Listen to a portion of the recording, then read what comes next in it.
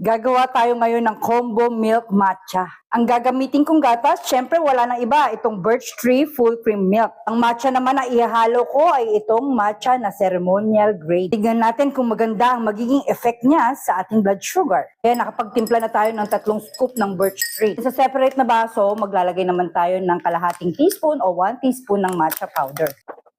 Meron kang pang whisk, mas magandang i-whisk mo yung matcha. Kapag nagkaroon siya ng konting foam, ibig sabihin, high grade ang gamit mong matcha. Mix na natin siya dito sa ating gatas.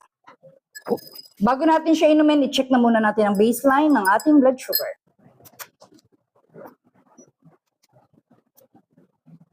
$112 as of 9:57 a.m. Iinumin lang muna natin to and then babalik tayo after 1 hour para makita kung maganda ba ang magiging result ng ating blood sugar.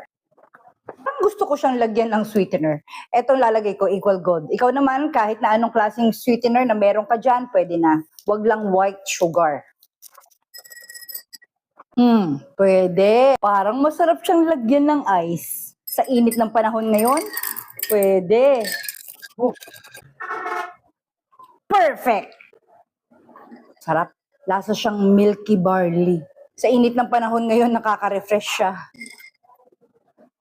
Una, akala ko mapait yung matcha. Masarap naman pala. Hindi yun sa matcha na gagamitin mo. Ceremonial grade. Tikman ko na kasi yung culinary. Medyo mapait. Pero itong ceremonial, okay naman. Nakalipas na ang 1 oras, i-check na natin kung ano ang nangyari sa ating blood sugar sa ginawa nating matcha milk.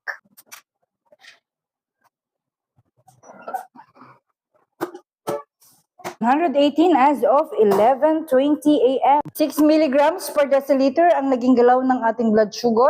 Not bad. Kung naging safe ang paghalo natin ng matcha powder sa gatas, malamang magiging safe din siyang gawin natin flavoring sa ating mga cakes at pastries. Pwede rin natin siyang ilagay sa ating yogurt. That case, natural na, healthy pa. That will be all for my today's journey. See you all tomorrow for my tomorrow's journey. Bye!